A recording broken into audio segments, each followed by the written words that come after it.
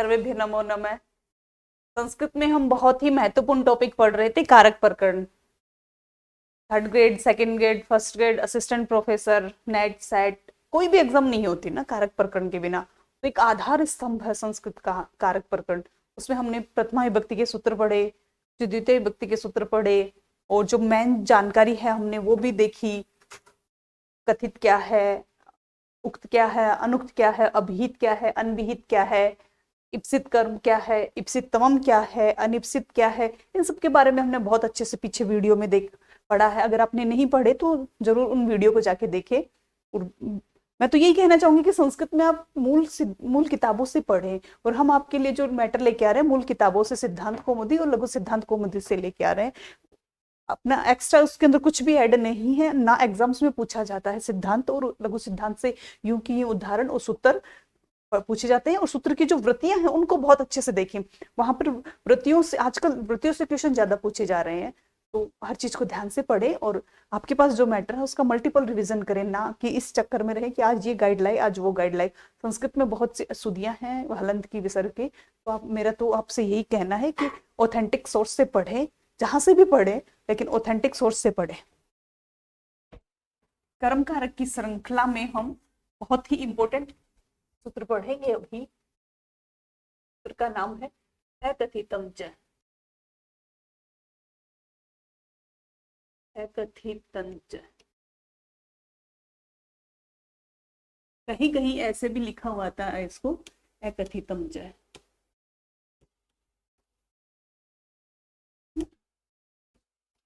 वो अपना अपना एक, ये सूत्र क्या कहता है? कथित कारक किस पे आधारित है? कारक वक्ता की कहने की इच्छा पर ही तो आधारित है ना। विवक्षित कर्ता की कहने की इच्छा है, तो जैसे प्रत्येक धातुओं के लिए सूत्र बने हुए अलग अलग। पहले अपन ने पढ़ा था ना, विस धातु से पहले हम यदि अभी और नियुपसर्ग लगाएंगे तो कर्म संज्ञा होगी, फिर कर्मणि द्वितीय से द्वितीय करेंगे, और केवल विस धातु है तो आधार संज्ञा करके सप्तम में धी करने से सप्तम विभक्ति करते हैं।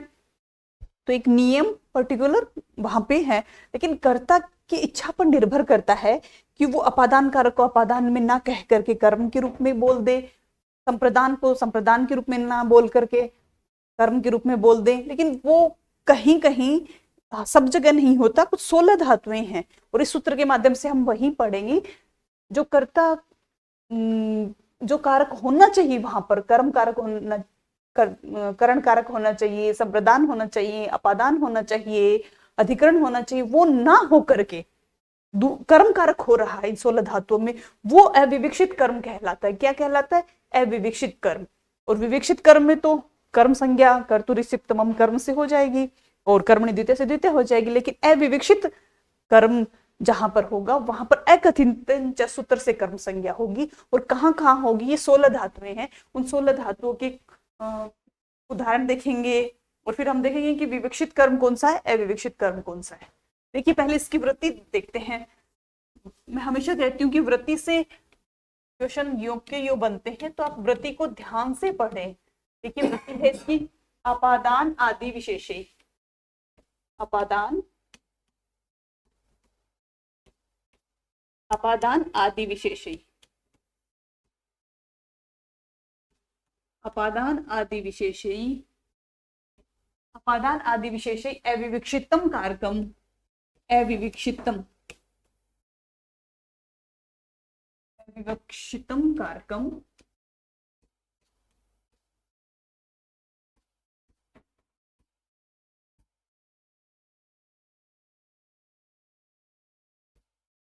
अविवक्षितम कारकम कर्म संज्ञम। अविवक्षित कारक, जो विवक्षित नहीं है कर्ता, वो अविवक्षित कारक कहलाता, अविवक्षित कारक कहलाता। तो यहाँ पर ये भी तो हो सकता है ना, यहाँ पर संप्रदान या फिर करण, ये क्यों नहीं दिया? क्यों? इसलिए नहीं दिया क्योंकि हम सबसे पहले इस चीज को क्लियर कर चुके हैं कि पाणिनि की जो अष्टाध्यायी है उसके अंदर प्रथम कारक किसको माना है? अपादान को माना है, और अंतिम कारक कर्ता को माना है। इसीलिए अपन यहाँ पर केवल ये नहीं है कि अपादान में ही होगा, अपादान में भी, संप्रदान में भी, अधिकरण में भी, सब में होगा ये। लेकिन अपादान पहले क्यों दे रखा है? क्योंकि पाणिनि के अष्टाध्यायी के अंदर अपादान कारक को पहला कारक माना है और अंतिम कारक कर्ता कारक को माना है। मैं आपसे ये बात बार बार कहती हूँ, ये क्वेश्चन बहुत स्टैंडर्ड का बनेगा। यदि आपसे पूछा जाएगा पाणिनि के अष्टाध्यायी के अनुसार प्रथम कारक कौन सा है, तो अपादान कारक है, और अंतिम कारक कौन सा है, तो कर्ता कारक है। देखिए ये क्या कहता है कि प्रत्येक विशेष अर्थ को प्रकट करने के लिए कि एक विशेष कारक निर्धारित है, किया गया है बिल्कुल कारकों में। यदि उस अर्थ को उसके लिए निर्धारित विशेष कारक के द्वारा प्रकट नहीं किया जा रहा, वो कर्ता वक्ता बोलने वाला नहीं करना चाह रहा, तो उसकी कर्म संज्ञा हो जाती है। किंतु इस प्रकार बना हुआ कर्म अविवक्षित कर्म होगा, विवक्षित कर्म नहीं होगा, अविवक्षित कर्म होगा, या फिर अकथितम कर्म बोल सकते हैं, उसको गौण कर्म बोलेंगे। तो अविवक्षित कर्म कैसा होगा? प्रत्येक विशेष अर्थ को प्रकट करने हेतु एक विशेष कारक निश्चित है। यदि वक्ता उस अर्थ निर्धारित विशेष कारक के अनुसार उसको प्रकट नहीं करना चाहता वाक्य को, तो उसकी क्या हो जाएगी? कर्म संज्ञा हो जाएगी। लेकिन वो 16 धातुओं तक ही होगी, ये नहीं कि हर जगह कर देंगे हम। तो यहाँ द्विकर्मक हो गई, ये 16 धातुएं क्या हो गई?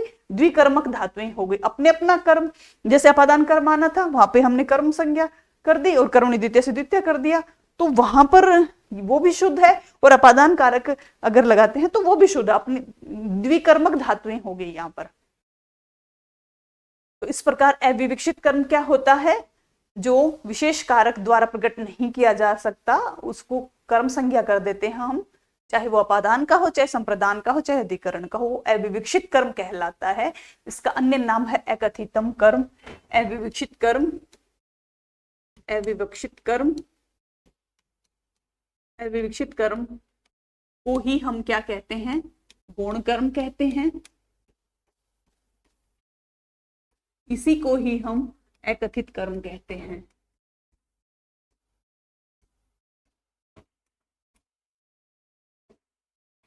इसी को ही हम अकथित कर्म कहते हैं। और ये जबकि इच्छित कारक जो है ना, इसके अंदर दोनों होंगे ना। इच्छित कारक को तो हम क्या कहेंगे? विवक्षित कर्म कहेंगे ना। कर्ता अपनी इच्छा से बोल रहा चाहता है, विवक्षा करना चाहता है। इच्छित कर्म क्या होता है? प्रधान कर्म होता है। आपसे क्वेश्चन में यही पूछा जाएगा कि निम्न में से इस वाक्य में विवक्षित कर्म कौन सा है, अविवक्षित कर्म कौन सा है, अकथित कर्म कौन सा है, विवक्षित कर्म या इच्छित कर्म? विवक्षित कर्म, विवक्षित कर्म, इच्छित कर्म। देखिए, विवक्षित कर्म, इच्छित कर्म, प्रधान कर्म और कथित कर्म।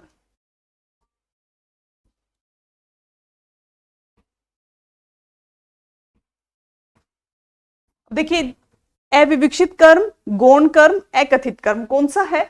जहां पर जो कारक आना चाहिए था, निर्धारित था, वक्ता उसको कहना ही नहीं चाह रहा, तो वहां पर हमने क्या कर दी? कर्म संज्ञा। तो वो क्या हो गई? अविवक्षित कर्म, गौण कर्म और अकथित कर्म। और जो विवक्षित कर्म है, इच्छित कर्म है, उसको प्रधान कहते हैं और कथित कर्म भी कहते हैं। वहां पर तो कर्तुरी सिप्तमम कर्म से हो जाएगी कर्म संज्ञा, और यहां पर होगी अकथित अंश से। देखिए नेक्स्ट, देखिए आप आगे, ये 16 धातुएं हैं, तो ये आपको नोट्सों में मिल जाएंगी, वो लिखी हुई। मैं इसको कारिका के माध्यम से लिखा हुआ है। दुह याच पच दंड रुद्र, दुह याच पच दंड रुद्र ची ब्रू शास जी मथ मुशाम कर्म युक्तम स्यात् अकथितम तथा स्यात् नीरी कृष्व वहाम। मतलब दुह याच पच दंड रुद्र पृछ ची ब्रू सास जी मथ मुशाम, इनकी क्या हो जाएगी? अकथित के अर्थ में कर्म संज्ञा हो जाएगी, शात अकथितम। और वैसे ही नीर ही कृष वह, इन धातुओं की भी हो जाएगी। तो हम इनको अलग अलग पढ़ते हैं, देखते हैं कि अलग अलग 16 धातुओं को पूरे ढंग से पढ़ेंगे, एक एक शब्द को देखेंगे, कहां पर विवक्षित कर्म है, कहां पर अविवक्षित कर्म है। सबसे पहले देखिए दुह, वो कारिका आपको नोट्सों में मिल जाएगी। हम सीधी धातु को लेते हैं। दुह का मतलब क्या होता है? दुहना, है ना, दुहना। देखिए इसका उदाहरण है लघु सिद्धांत गोपाल है, तो मैं आपको समझाने के लिए लिख रही हूं कि कोई तो होना चाहिए ना। गोपालः ये करता है, गोपाल है गाम, गोपाल है गाम, पयः दोग्धी।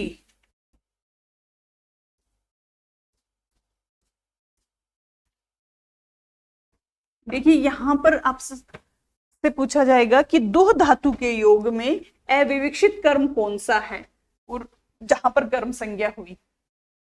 तो अविवक्षित कर्म, हम इनको अविवक्षित कर्म को देखते हैं पहले कौन सा है। अविवक्षित कर्म,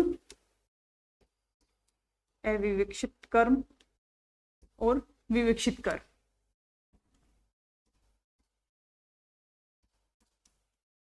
विवक्षित कर्म कर्ता द्वारा चाहा गया मुख्य कोण, मुख्य कर्म, प्रधान कर्म, कथित कर्म, और यहां पर अकथित कर्म। देखिए ग्वाला गाय से दूध निकालता है, ग्वाला गाय से दूध दोहता है, निकालता है। तो बताइए दूध तो उसका इप्सित कर्म हो गया ना, तो इसमें तो विवक्षित कर्म है। क्या हो गया? इप्सित कर्म है। विवक्षित कर्म, दूध तो चाह रहा है ना ग्वाला निकालना, वो तो इसका विवक्षित कर्म हो गया, इप्सित कर्म हो गया। तो कर्तुरी सिप्तमम कर्म से कर्म हुआ, यहाँ पर कर्मणि द्वितीय से द्वितीय हुआ। और यहाँ पर गाम यानी गाय से दूध अलग हो रहा है, तो अलग होने के अर्थ में यहाँ पर कौन सी आनी चाहिए थी? पंचमी विभक्ति आनी चाहिए थी। गोपाल है गोह पयः दोग्धी, ऐसा आना चाहिए था। ऐसा नहीं आकर के यहाँ पर कर्म संज्ञा हुई किससे? अकथितंच से। किसकी विवक्षा में हुई? अपादान की विवक्षा में। किसकी विवक्षा में हुई? अपादान की विवक्षा में। किसकी यहाँ पर अविवक्षा हुई? अपादान की अविवक्षा, अपादान की अविवक्षा में हमने क्या कर दिया? गाम, यहां पर कर्म संज्ञा कर दी अकथितंच सूत्र। अब यहां से पूछा जाएगा आपसे गौण कर्म कौन सा है? तो गाम है। मुख्य कर्म कौन सा है? पय है। पय क्या है? मुख्य कर्म, ठीक है। गाम क्या है? गौण। क्यों भाई गौण क्यों है? क्योंकि यहां पर पंचमी आनी चाहिए थी, अलग होने के अर्थ में। गाय से दूध अलग हो रहा है, तो यहाँ पर पंचमी आनी थी, पंचमी नहीं आकर के यहाँ पर कौन सी विभक्ति आ रही है? द्वितीय आ रही है। अलग होने के अर्थ में पंचमी आनी चाहिए, फिर भी नहीं आ रही है, तो ये क्या हो गया? गौण कर्म हो गया। और अकथितम च सूत्र से कर्म संज्ञा हुई है, कर्मणि द्वितीय से द्वितीय हुई। यहां पर द्वितीय विभक्ति किससे हुई? क्योंकि ये तो विवक्षित कर्म है, इप्सित कर्म है, इप्सितम कर्म है, तो यह मुख्य कर्म हो गया। यहां पर कर्तुरी सिप्तमम कर्म से हुई। सेकंड उदाहरण देखते हैं हम, याच यानी मांगना।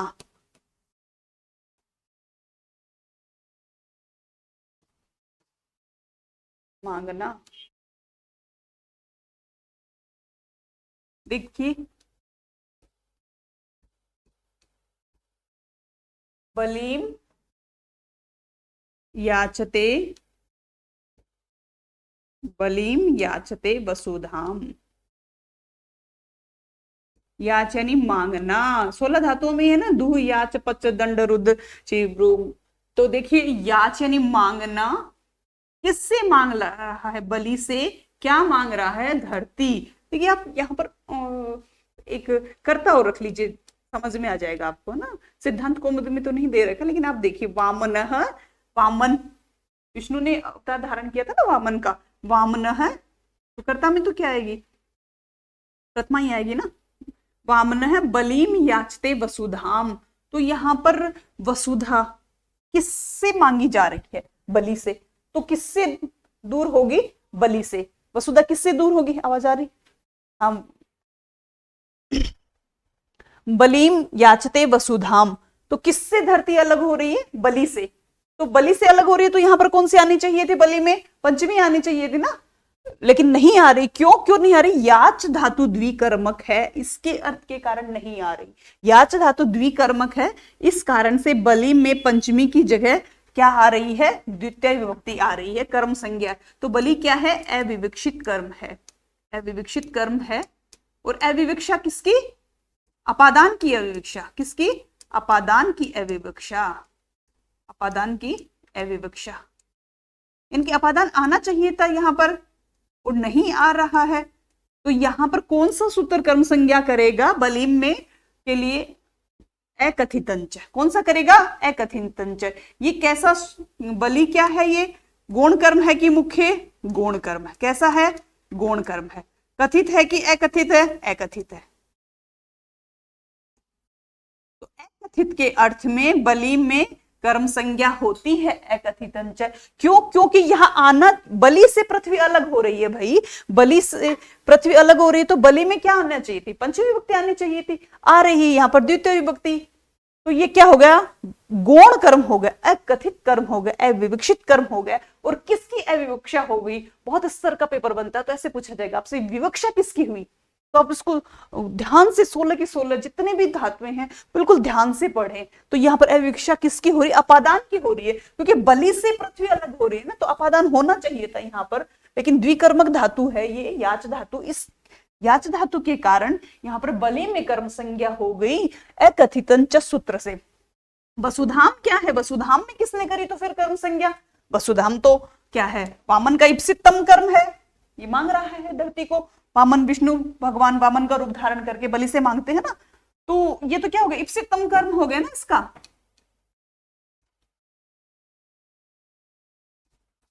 इप्सित तमम कर्म, तो यहां तो इप्सित तमम कर्म से कर्म संज्ञा हो जाएगी और कर्मणि द्वितीय से द्वितीय विभक्ति। अब आप क्या, आपसे पेपर में क्वेश्चन क्या पूछा जाएगा? आपसे पूछा जाएगा कि यहाँ पर बलिम याचते वसुधाम में द्वितीय विभक्ति कौन सा सूत्र करेगा? तो आप बार बार पढ़ रहे हो ना, अकथितंच अकथितंच, ये लगा के आ जाओगे आंसर में। ये नहीं लगाना। क्यों? क्यों नहीं लगाना? क्योंकि द्वितीय विभक्ति तो हमेशा कर्मणि द्वितीय करेगा भाई, ये कर्म संज्ञा के लिए आए हैं। किस लिए आए ये सूत्र? कर्म संज्ञा। और कहां पर करेगा? 16 द्विकर्मक धातुओं में कर्म संज्ञा करेगा, अपादान, संप्रदान, अधिकरण, इन सब की विवक्षा में करेगा। तो वसुधाम क्या है? आपसे ऐसे पूछे जाएगा कि मुख्य कर्म है या गौण कर्म है? मुख्य कर्म है। कथित है या अकथित है? गौण है। विवक्षित है कि अविवक्षित है? विवक्षित। देखो एक ही क्वेश्चन को कितनी तरह से घुमाया जा सकता है आपको। देखिए बलि है, यहां पर आपसे पूछा जाएगा कि कर्म संज्ञा कौन सा करेगा, आप बता दोगे अकथितंच, ठीक है। आपसे पूछा जाएगा द्वितीय विभक्ति कौन सा करेगा, आप बता दोगे कर्मणि द्वितीय। आपसे ये पूछा जाएगा कि बलि किसकी अविवक्षा हुई है, तो अपादान की, क्योंकि बलि से पृथ्वी अलग हो रही है ना, तो अपादान की अविवक्षा हुई। किसकी हुई? अपादान की अविवक्षा हुई। तो आपसे ये प्रश्न भी पूछा जा सकता है कि बलीम शब्द यहाँ पर कैसा है? गौण कर्म है या फिर मुख्य कर्म है? तो ये गौण कर्म है। कथित कर्म है कि अकथित? कथित कर्म है। विवक्षित कर्म है कि अविवक्षित कर्म है? तो अविवक्षित कर्म। और अविवक्षा किसकी? अपादान की अविवक्षा। तो यहाँ पर अपादान की अविवक्षा में अकथितंच सूत्र क्या करेगा? यहाँ पर बलीम शब्द में कर्म, बलि शब्द में कर्म संज्ञा करके कर्मणि द्वितीय द्वितीय विभक्ति कर देगा, क्योंकि याच धातु इन 16 धातुओं में है, तो द्विकर्मक धातु है ये। अब आपसे यही क्वेश्चन बलिम याचते वसुधाम में आपसे ये पूछा जा सकता है कि वसुधाम में कर्म संज्ञा कौन सा सूत्र करेगा। तो आप सोचोगे कि ये हमने तो पढ़ा था कि याच धातु का उदाहरण पढ़ा था ना, बलिम याचते वसुधाम, तो वसुधाम में तो अकथितंच सूत्र ही करेगा। नहीं, यहां पर करेगा इप्सितमम कर्म। कौन करेगा? इप्सितमम कर्म करेगा। इप्सितमम कर्म करेगा। तो इप्सितमम कर्म ये क्या हो गया? इसका मुख्य कर्म हो गया। क्या हो गया? मुख्य कर्म हो गया, और इप्सित कर्म भी हो गया। और कथित कर्म, जो मुख्य कर्म होता है वो इप्सित होता है, कथित होता है और विवक्षित होता है। क्या होता है?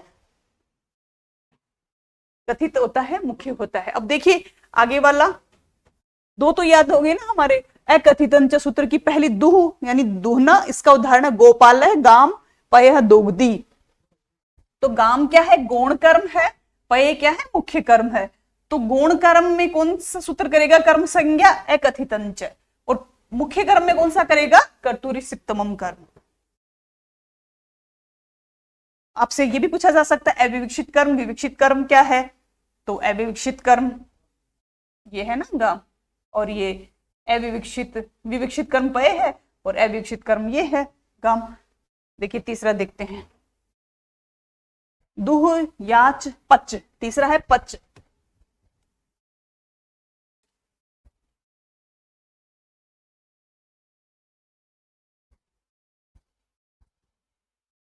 राधा, राधा सिद्धांत कौमुदी में नाम दे नहीं रखा है। तीसरा मैं आपको ऐसे ही बता रही हूं ना, राधा तंडुलान ओदनम पचती।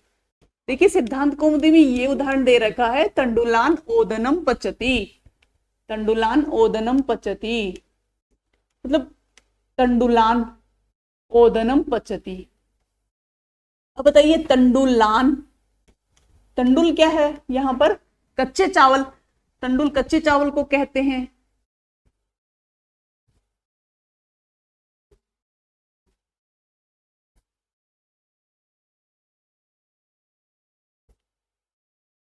तंडुलान, तंडुलान का मतलब है कच्चे चावल, पकाने के बाद उनको ओदन कहते हैं, पक्के चावल। तो किससे चावल, किससे खाने के लिए चावल किससे पकाए जाएंगे? ओदन किससे बनाया जाएगा? कच्चे चावलों से बनाया जाएगा ना। तो किससे बनाया जाएगा? तो यहाँ पर साधन है ओदन, ओदन बनाने का साधन क्या है? कच्चे चावल है। तो कच्चे चावलों में यहाँ पर तृतीया आनी चाहिए थी ना। किसी भी साधन से हम काम करते हैं वहां पे तो करण संज्ञा होती है, करण संज्ञा होने के बाद तृतीय विभक्ति होती है। तो यहां पर तंडुलान क्या है? तंडुलान द्वितीय विभक्ति है, जबकि तंडुलई होना चाहिए था तृतीय, है ना, तंडुलई। तो यहां पर ये क्या है? अविवक्षित कर्म। क्या है? अविवक्षित कर्म। किसकी अविवक्षा हो रही है यहां पर? करण की। किसकी हो रही है? करण की अविवक्षा। किसकी? करण की अविवक्षा। और ओदन तो उसका ईप्सित कर्म है ही ना, विभक्त तो विवक्षित कर्म हो गया। बार बार आपको ये समझाने की जरूरत नहीं होगी शायद। विवक्षित का मतलब मुख्य कर्म, कथित कर्म, है ना, मुख्य कर्म और कथित कर्म। ये क्या है? अमुख्य कर्म, अमुख्य और अकथित। तो कौन अकथित सूत्र कौन से में कर्म में करता है कर्म संज्ञा? अकथित में। किस में करता है? अकथित में। अकथित किसकी विवक्षा में हुआ है? करण की। यहां पर होना क्या चाहिए था? तृतीय होना चाहिए ना। तंडुलई, तंडुलो, तंडुल यानी चावलों से ओदन पकाती है। तो ओदन तो इसका इप्सित हो गया। तो ओदन में कर्म संज्ञा किसने करी? इप्सित तमम कर्म में, कर्म इस सूत्र ने करी और कर्मणि द्वितीय से द्वितीय विभक्ति हो गई। तंडुलान में किसने करी? अकथित। क्यों करी? क्योंकि यहाँ पर करण संज्ञा होनी, करण होने चाहिए था, करण की अविवक्षा है यहाँ, इसलिए यहां पर कर्म संज्ञा की गई है। तीन तो हो गई, दो याच पच, चौथी है दंड। दंड का मतलब दंड देना, पच यानी पकाना। और आपको विस्तार से नोट्सों में लिखा हुआ मिल जाएगा। दंड यानी पचान, दंड यानी दंड देना। देवदत्त है गर्गान सप्तम दंडयति, देवदत्त है गर्गान सप्तम दंडयति। नेक्स्ट देखिए दंड।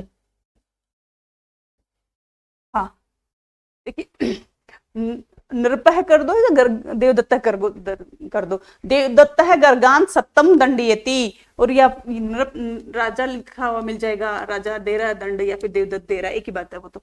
ये गर्गान सप्तम दंडयति सिद्धांत में इतना ही दे रखा है, गर्गान सप्तम दंडयति। तो यहाँ पर अविवक्षित कर्म कौन हो गया? भाई पैसे किसकी जेब से निकल रहे हैं? गर्गों के। तो अपादान की अविवक्षा हो गई ना। गर्ग जो है उनको दंड दे रहा है, देवदत्त दे रहा है या राजा दे रहा है, राजा का सेनापति दे रहा है, कोई भी दे रहा है, लेकिन जेब तो खाली हो रही है ना किनकी? गर्गों की। तो पैसे किसकी जेब से निकल रहे हैं? गर्ग, गर्गों की। तो अपादान की अविवक्षा होने के कारण यह गौण कर्म हो गया है, और गौण कर्म को अकथित कर्म कहते हैं। तो अकथितन च सूत्र से यहाँ कर्म संज्ञा हो जाएगी और कर्मणि द्वितीय से द्वितीय विभक्ति हो जाएगी। सप्तम कैसा कर्म है? विवक्षित कर्म है। क्यों? राजा को, देवदत्त को 100 रुपए चाहिए ना, मुख्य कर्म है और कथित कर्म है। तो इनमें कौन सा सूत्र करेगा? इनमें सूत्र करेगा कर्तुरी सिप्तमम कर्म।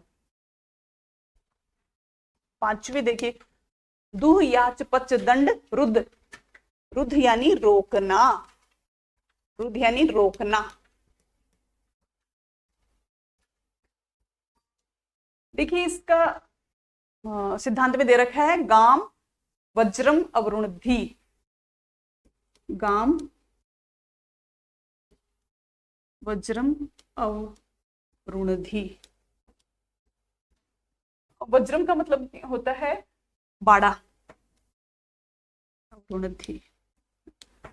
तो यहाँ पर आप गोपाल अपना समझने के लिए कर्ता भी लगा लो, है ना। गोपाल है गाम वज्रम अवरुणधि। गोपाल गाय को कहाँ बांधता है? बाड़े में बांधता है। कहाँ बांधता है? बाड़े में बांधता है। तो गाय को बांधना तो इसका इप्सित कर्म हो गया ना, तो ये तो विवक्षित कर्म है। कैसा कर्म है? विवक्षित है। विवक्षित है वो मुख्य है ना, मुख्य है वो कथित है। तो इसके अंदर तो कौन सा सूत्र कर देगा? कर्म संज्ञा कर्तुरी सिप्तमम कर्म, और कर्म द्वितीय से द्वितीय विभक्ति हो जाएगी। वज्रम यानी कहां पर बांधता है गाय को ना, वज्रम नहीं व्रजम, ब्रज, ब्रज यानी बाड़ा, ब्रज में अवरुणधि यानी बांधता है। कहां पर गाय को बांधता है? व्रज में, यानी बाड़ा। तो ये क्या हो गया? आधार हो गया ना, गांव गाय को बांधने का आधार हो गया। तो यहां पर विवक्षा अविवक्षा किसकी हो गई? अधिकरण की।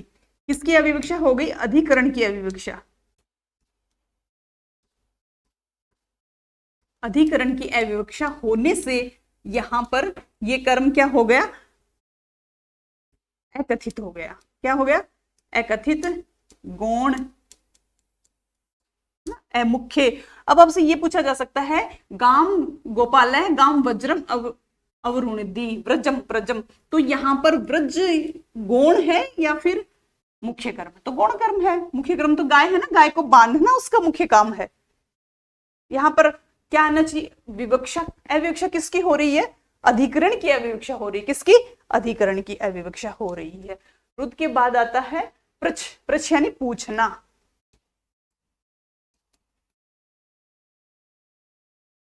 पृछ यानी पूछना।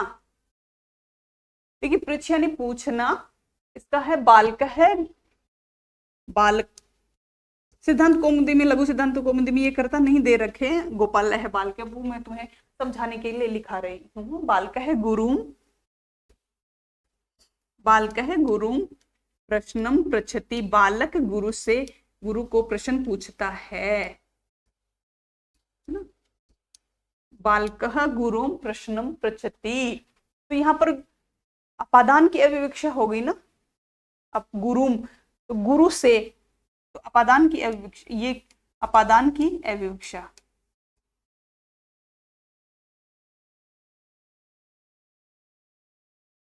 गुरु क्या है? अविवक्षित कर्म है। कैसा है? अविवक्षित कर्म यानी अमुख्य कर्म है। तो अकथितंच सूत्र किस में लगेगा? गुरु में।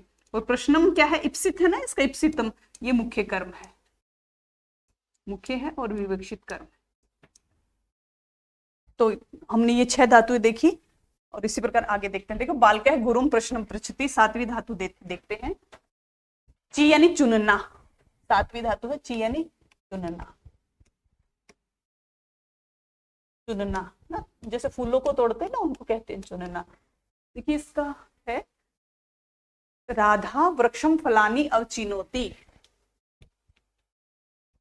राधा वृक्षम वृक्षम फलम अवचिनोति।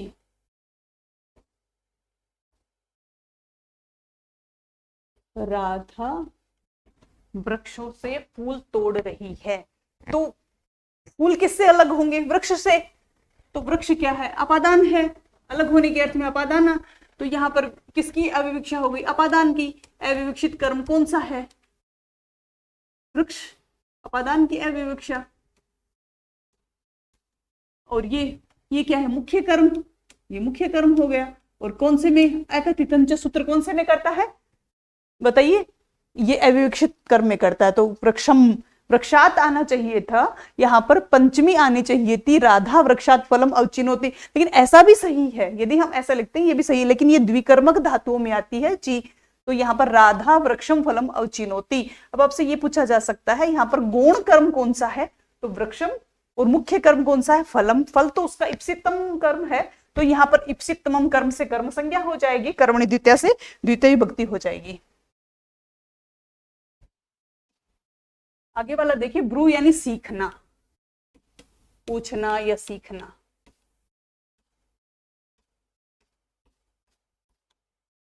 देखिए गुरु माणवकम, माणवक देखो मानवक बालक को कहते हैं, आजकल बोलते हैं ना चिंटू मिंटू पिंटू, पहले के टाइम में बोलते थे डिथ ड्विथ मानवक। गुरु माणवकम धर्मम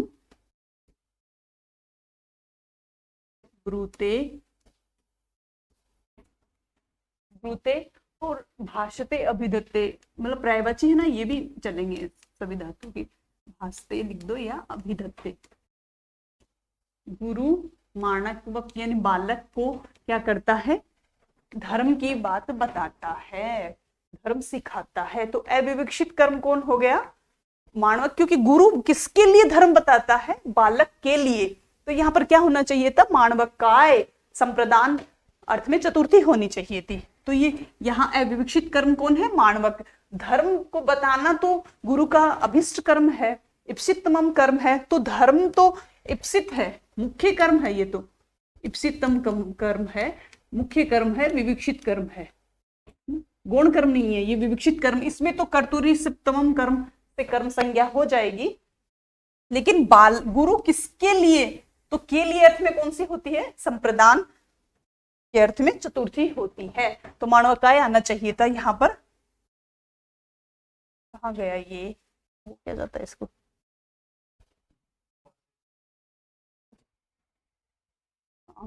देखिए मानवकाय संप्रदान की, देखिए यहाँ पर संप्रदान की अविवक्षा हो रही है, संप्रदान की अविवक्षा। तो गौण कर्म कौन सा होता है, जहां अविवक्षा होती है वही होता है ना। तो मानवकम क्या है, गौण कर्म है, अकथित कर्म है, अविवक्षित कर्म है। और अकथितन च सूत्र क्या करेगा, अविवक्षित कर्म की कर्म संज्ञा करेगा। तो लेकिन द्वितीय विभक्ति तो दोनों में ही कर्म नहीं द्वितीय करेगा, ये आपको हमेशा ध्यान रखनी है। नौवीं धातु है अपनी शास धातु, यानी शिक्षा देना।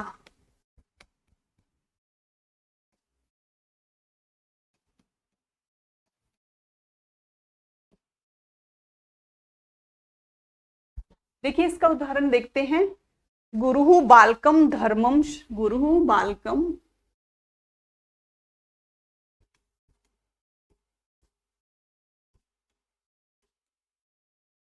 बालकम,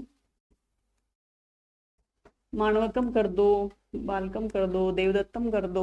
गुरु बालकम मानवकम देवदत्तम धर्मम शासति, शासति लिख दो या फिर उपदिशति,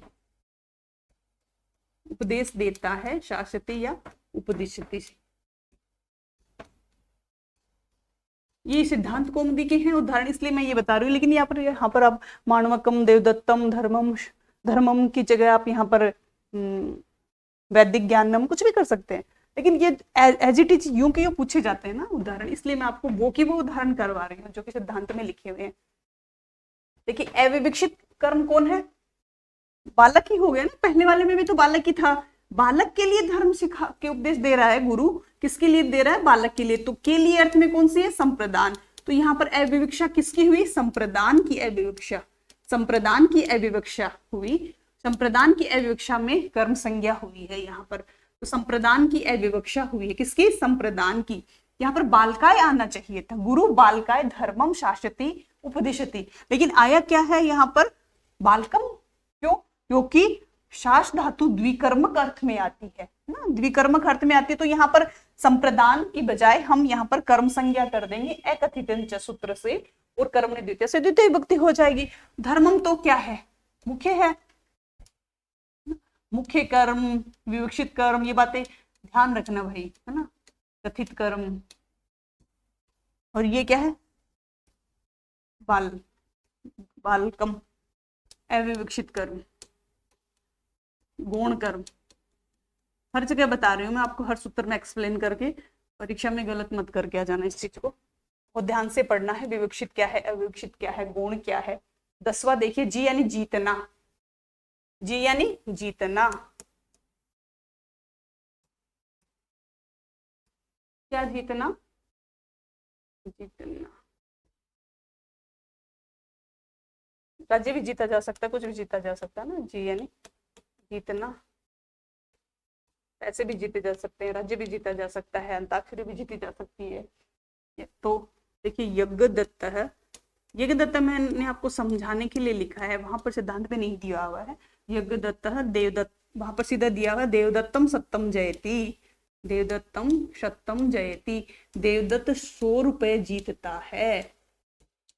देवदत्त क्या जीतता है? 100 रुपए। तो किसी से तो जीतेगा ना, तो यहाँ पर कर्म करते देवदत्तम सत्यम जयति। तो देवदत्त किससे 100 रुपए जीतता है? देवदत्तम सत्यम जयति।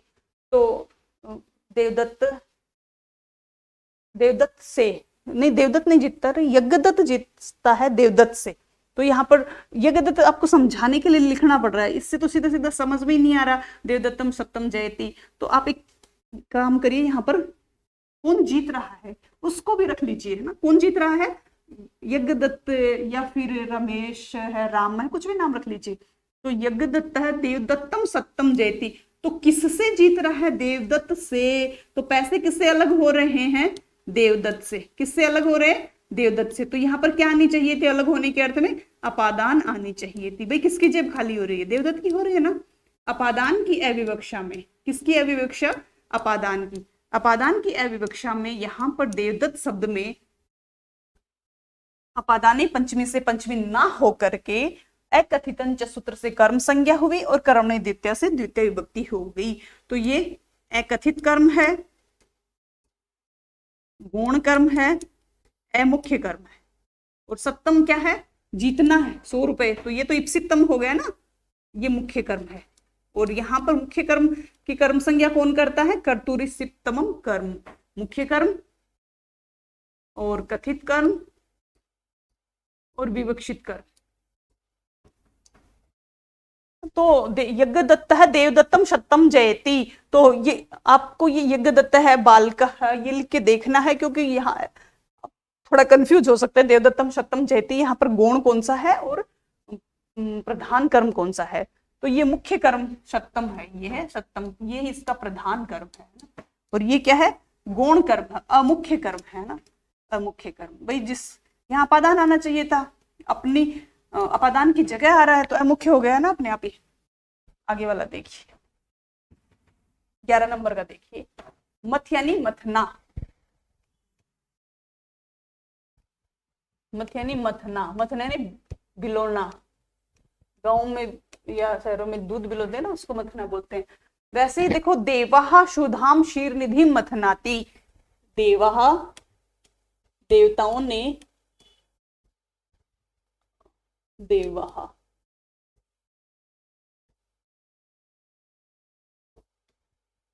देवाहा देवाहा मैंने यहाँ पे लिखा है, सिद्धांत में नहीं लिखा हुआ, लेकिन आपको समझाने के लिए लिखना पड़ रहा है, कि जिससे आपको अच्छे से क्लियर हो जाए कि मुख्य कर्म कौन सा है, अमुख्य कर्म कौन सा है। देखिए, देवाहा शुधाम क्षीरनिधिम मथनाति। देवाहा शुधाम क्षीरनिधिम मथनाति, क्षीरनिधिम मथनाति। देवाहा शुधाम क्षीरनिधि मथनाति। देवता समुद्र से अमृत का मंथन करते हैं। तो कहां से अमृत अलग हो गया बताओ? अविवक्षित कर्म कौन सा होगा? क्षीरनिधि। सुधा तो अविवक्षित कैसे हो गया? सुधा तो देवा देवताओं को अच्छा लग रहा है ना, विवक्षित कर्म है देवों का, तभी तो वो सुधा के लिए कर रहे हैं, अमृत के लिए। तो सुधाम तो मुख्य कर्म हो गया ना, इप्सित कर्म हो गया। ये क्या है? मुख्य कर्म है। तो यहाँ पर तो इप्सितमम कर्म से मुख्य है, और ये क्षीरनिधि गौण अविवक्षित। किसकी? कहां से अलग हो गया अमृत? तो कहां से अलग होगा? समुद्र से हो रहा है ना। क्षीरनिधिम, क्षीरनिधिम। तो ये पर अपादान की अविवक्षा हो गई। किसकी हो गई? अपादान की। अपादान की अविवक्षा होते ही यहाँ पर कर्म संज्ञा कौन सा सूत्र कर देगा? अकथितंच सूत्र कर देगा। कौन सा कर देगा? अकथितंच सूत्र। देखिए, मुश यानी चुराना, मुश यानी चुराना, मुश यानी चुराना। चोरह देवदत्तम सत्यम मुषणाति। चोरह देवदत्तम शतम मुष्णाति, मुष्णाति मुष यानी चुराना, देवदत्त शतम मुष्णाति मतलब चोर, देवदत्त से, है ना, देवदत्त से 100 रुपए चुरा रहा है कौन, सिद्धांत में कितना दे रखा है, देवदत्त शतम मुष्णाति, मतलब अच्छी पकड़ वाली बुद्धि, बहुत कुशाग्र बुद्धि का बालक वो तुरंत समझ जाएगा ना। लेकिन हमें तो अच्छे से समझना है, तो इसलिए हम यहाँ पर चोर शब्द हमने यहाँ पर लिखा है, वरना वहां पर नहीं लिखा, आपको समझाने के लिए लिखा है। मतलब कौन चुरा रहा है, तो करता तो आपको पता होना चाहिए ना। चोर है देवदत्तम शतम मुष्णाति, तो पैसे किसके चुराए जा रहे हैं, देवदत्त की, तो पैसे किससे अलग हो गए, देवदत्त से। तो देवदत्त क्या हो गया, अविवक्षित कर्म हो गया। किसकी अविवक्षा हुई, अपादान की अविवक्षा। अविवक्षित कर्म क्या, कैसा कर्म होता है, अमुख्य, कैसा होता है, अमुख्य होता है, गौण होता है। अमुख्य और गौण में कौन सा सूत्र कर्म संज्ञा करता है, अकथितंच सूत्र करता है। और कर्मणि द्वितीय द्वितीय विभक्ति, सत्तम यानी कि चोर के लिए तो स्थिति है ना सत्तम, तो ये क्या है, मुख्य कर्म हो गया, चोर की जेब में तो आ ही रहे हैं, तो मुख्य कर्म हो गया ना, विवक्षित कर्म हो गया, मुख्य कर्म, विवक्षित कर्म, प्रधान कर्म ना। तो यहाँ पर कर्म संज्ञा कौन सा सूत्र करेगा, कर्तूरी सिप्तमम कर्म। ये भी पूछा जा सकता है, शतम में कर्म संज्ञा किसने करी, कर्तूरी सिप्तमम कर्म, कर्म ने द्वितीय द्वितीय विभक्ति कर देगा बाद में। और देवदत्तम में कौन से सूत्र ने करी, तो एकथितंच, और किसकी विवक्षा हो रही है यहाँ पर, अपादान की विवक्षा हो रही है। देखिए अगला, नी, नी री कृष्ण, नी यानी ले जाना,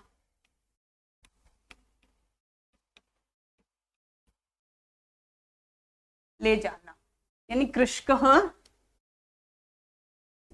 कृषक है, कृषक है, ग्रामम अजाम नयति, ग्रामम अजाम नयति, कृषक है यानी किसान, अजाम यानी बकरी को कहाँ ले जाता है, गांव में। तो मुख्य कर्म क्या हो गया, मुख्य कर्म तो भाई बकरी हो गया ना, सीधा सीधा पता चल रहा है।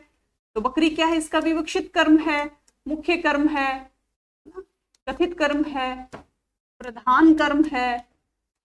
तो प्रधान में, विवक्षित में, मुख्य में, कथित कर्म में कौन सा सूत्र करेगा कर्म संज्ञा, कर्तूरी सिप्तमम कर्म, और कर्मणि द्वितीय से बाद में द्वितीय विभक्ति हो जाएगी। ग्रामम शब्द क्या है, अविवक्षित है, क्यों, क्योंकि कहाँ ले जा रहा है, गांव को ले जा रहा है ना, गांव में ले जा रहा है, तो मैं पर के आधार हो गया गांव, तो बकरी को कहाँ ले जा रहा है, कहाँ ले जा रहा है, गांव में, तो गांव क्या हो गया, आधार हो गया। तो यहां पर क्या होनी चाहिए थी, आधारो अधिकरणम, तब आधारो अधिकरणम से अधिकरण संज्ञा होनी चाहिए थी। और ग्रामम, ग्राम शब्द, ग्रामम की जगह ग्रामे सप्तम में अधिकरणे जैसे सप्तमी विभक्ति होनी चाहिए थी यहाँ पर, लेकिन किसकी अविवक्षा हो गई यहाँ पर, बताइए, अधिकरण की अविवक्षा, किसकी, अधिकरण की अविवक्षा। अधिकरण की अविवक्षा होते ही, अधिकरण की अविवक्षा होते ही यह कर्म कैसा हो गया, अविवक्षित कर्म हो गया। और अविवक्षित कर्म यानी अमुख्य कर्म हो गया, अमुख्य यानी गौण कर्म हो गया, अमुख्य यानी गौण कर्म हो गया, गौण यानी अकथित हो गया। और यहां पर फिर अकथित होते ही अकथितंच सूत्र क्या कर देगा, यहाँ पर कर्म संज्ञा कर देगा, और कर्मणि द्वितीय से द्वितीय विभक्ति हो जाएगी। अब देखिए, नी के बाद में री यानी हरण करना।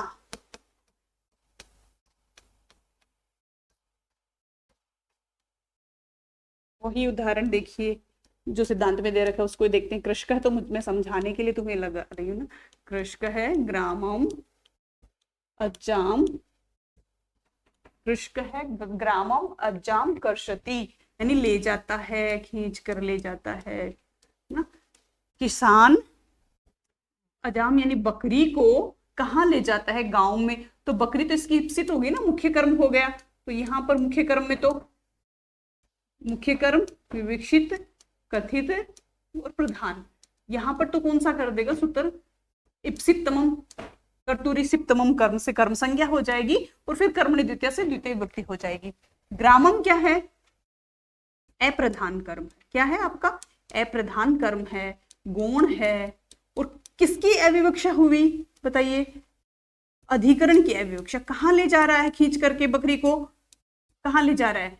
गांव में ले जा रहा है ना, तो गांव तो अधिकरण हो गया ना, आधारो अधिकरणम से अधिकरण संज्ञा सप्तम में अधिकरणे से वहां पर क्या होनी चाहिए थी इसकी? अच्छा, मैंने यहाँ पर री धातु लिख दिया और उदाहरण लिख दिया कृष का। कोई बात नहीं, री बाद में देख लेते, एक ही बात है। कृष का मतलब भी यही होता है, कृष का ग्रामम अज्जाम कृष्टि। और 15 को देखते हैं, नी यानी नयति, ये का यही उदाहरण, इसी को देख लेते हैं। देखिए कृष का है ग्रामम अजाम नयति, ले जाता है। व्याकरण 1 घंटे से ज्यादा ना पढ़ा जा सकता है ना पढ़ाया जा सकता है, क्योंकि गणित की तरह है ये दिमाग को। लेकिन आपको मैं इसको सरल तरीके से समझाने की कोशिश कर रही हूँ, आई होप आप समझ रहे होंगे। देखिए कृष का है ग्रामम अजाम नयति, तो किसको ले जाता है? अजाम, गाय, तो ये तो मुख्य हो गया ना, इप्सित हो गया, मुख्य है, और विवक्षित है, कथित है, प्रधान कर्म है ना, बकरी को ले जाना। तो इसमें तो कर्तुरी सिप्तमम कर्म कर दिया। आधार क्या है? कहाँ ले जा रहा है? गांव को ले जा रहा है ना, तो अधिकरण की अविवक्षा हो गई। किसकी अविवक्षा हुई? अधिकरण की अविवक्षा। किसकी हुई? अधिकरण की अविवक्षा। 16 का देखते हैं, वह यानी ढोना, वह यानी ढोते हैं ना किसी चीज को, नी यानी ले जाना, वह यानी ढोना। तब यही उदाहरण देखते, कृष्क है ग्रामम अजाम वहती, कृष्क है ग्रामम अजाम वहती। देखिए यहां पर बकरी तो इसका इप्सित कर्म है ही, मुख्य कर्म है ना, प्रधान कर्म है, विवक्षित कर्म है, तो इसके अंदर तो अपनी ही वही कर्म कर्तुरी सिप्तमम कर्म से आ रहा है। आधार है यहाँ पर, आधार ना, आधार की क्या हुई? अधिकरण संज्ञा ना, आधार की अविवक्षित संज्ञा ना, आधार की अविवक्षा में, आधार की अविवक्षा में कर्म संज्ञा हुई है यहाँ पर। तो आपको समझ में आया होगा। 16 धातुएं हैं, द्विकर्मक धातु। और यहाँ ये भी गलत नहीं, कृष्क है ग्राम्य अजाम कृष्टि भी कर सकते हैं, क्योंकि द्विकर्मक है, 2 अर्थों में चलेगी ये। लेकिन क्वेश्चन पेपर वाला तो हमें ऐसे पूछना चाहेगा ना कि 16 धातुओं में किन किन की अविवक्षा है, किस कारण से अविवक्षित हुआ है। क्वेश्चनों को देखिए आप आगे आगे कुछ 2-4 क्वेश्चन करवा देती हूँ आपको, जिससे ये और क्लियर हो जाए। देखिए, या एक क्वेश्चन से ही हो जाएगा शायद क्लियर कि कृष्क है, कृष्क है ग्रामम, कृष्क है ग्रामम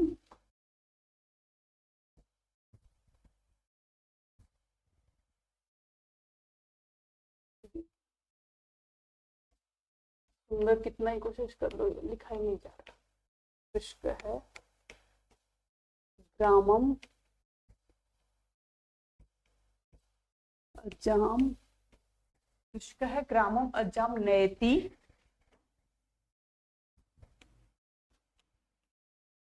इत्यत्र गौण कर्म अस्ति। यहाँ पर गौण कर्म कौन सा है?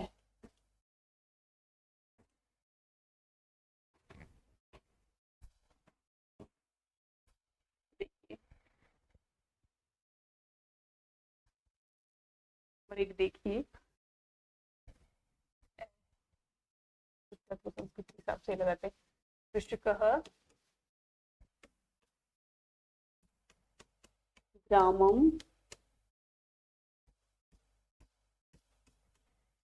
अजाम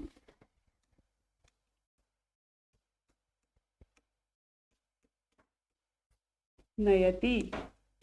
बताइए,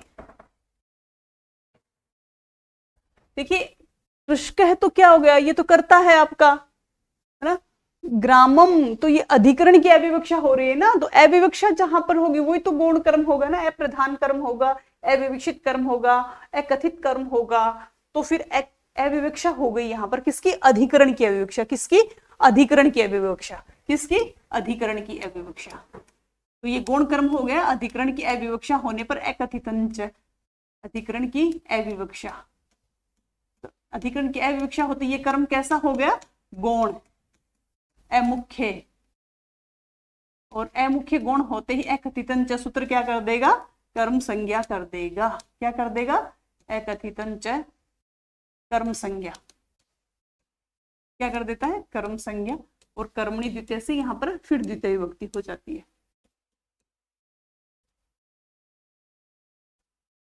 कर्मणि द्वितीय से द्वितीय विभक्ति हो जाएगी। यहाँ पर अजाम क्या है, मुख्य कर्म, क्योंकि ये इसको तो ले जाना इसका उद्देश्य है ना, किसान का गाय बकरी को ले जाना तो गांव में, तो मुख्य कर्म है, तो यहाँ पर तो कर्तुरी शिप्तमम कर्म लगेगा ना, वो कर्म संज्ञा कर देगा, फिर कर्मणि द्वितीय से द्वितीय विभक्ति हो जाएगी। नैति तो क्या है, ये तो क्या है, कृष्क के अनुसार, कर्ता के अनुसार क्रिया आती है, ये तो क्रिया है अपनी, ये क्या है, कर्ता है। और जो क्वेश्चन आंसर है आपको पीडीएफ में मिल जाएंगे, और जहां तक मैं समझती हूँ आपको ये 16 जो द्विकर्मक धातुएं अच्छे से समझ पाए होंगे। और आज की कक्षा यहीं तक, धन्यवाद। नमः संस्कृताय, क्लिष्ट तो नहीं कह सकते लेकिन थोड़ा सा क्लिष्ट है, इसको ध्यान से पढ़ना होगा, क्योंकि मुख्य कर्म और गौण कर्म में आप फंसा सकता है ना एग्जामिनर आपको, कौन से में मुख्य है, तो इन 16 धातुओं को आप अच्छे से पढ़े। अगर एक बार क्लास में नहीं समझ में आता तो सेकंड बार उसको देखिए आप, फिर नोट्स से पढ़िए। सिद्धांत कौमुदी वालों को सिद्धांत कौमुदी से आपके लिए ये बनाए गए हैं नोट्स, आपको वहां से पढ़ाया गया है, कहीं भी गलती होने की कोई संभावना नहीं है। धन्यवाद। नमः संस्कृताय।